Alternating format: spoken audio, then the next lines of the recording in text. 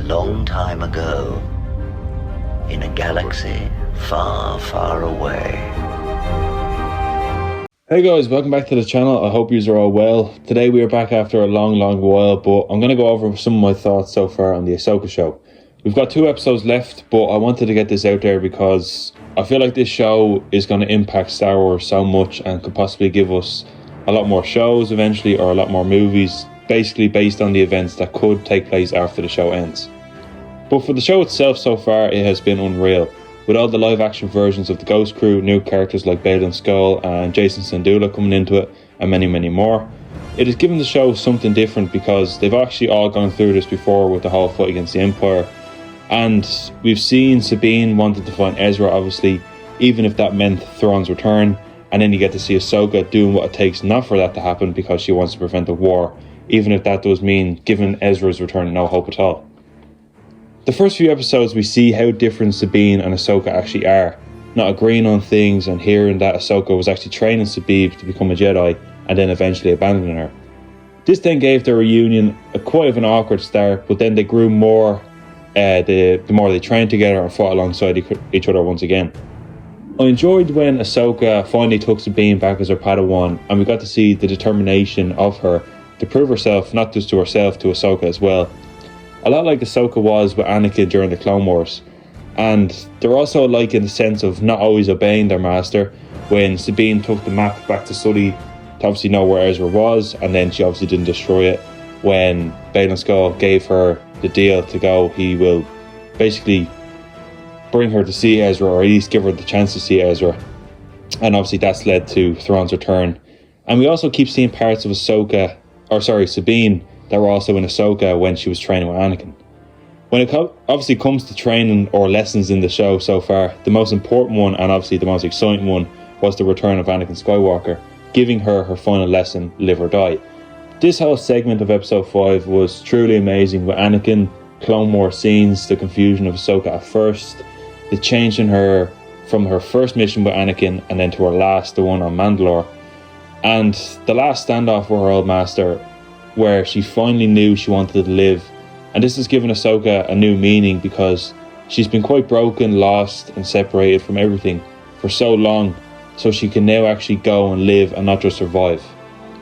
And during those scenes where we saw the likes of Rex, flashes of Vader and Anakin wielding his red saber, and from what it looked like Sith eyes on Ahsoka, now it obviously could have just been the glow from Anakin's red saber, but I thought if Ahsoka's situation had been as manipulated and emotional as Anakin's was throughout the whole Clone Wars and his early childhood, she obviously could have gone to the dark side as well, just on the basis of how alike Anakin and Ahsoka actually were.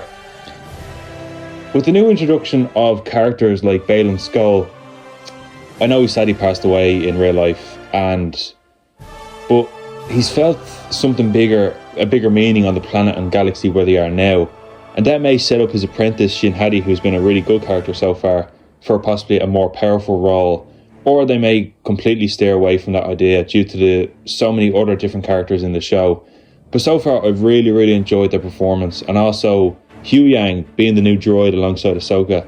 He was a part of the Jedi Temple before it fell and has stories to tell, and actually starts one of those stories in episode 6, which we may hear in episode 7 hopefully. And also his knowledge of the Jedi, saying Sabine wouldn't even been brought to the temple, was something, and obviously gave her a bit of a kick in the ass. But knows that her and Ahsoka being together is a lot better than being apart. Obviously we've seen that in episode 5 when Sabine and Ahsoka were fighting, and then Ahsoka beat her opponent, and then Sabine told her to go find the map, but then obviously we know how that ended in the end. And overall, he's just a really cool droid, and it's interesting to know the knowledge he may have of the different times at the temple. Obviously now, after episode 6, we've the return of Thrawn and Ezra. For the story really needed that to happen, obviously, but we know Thrawn is a mastermind and tactician and all that stuff, and he's had so much time to plan his return.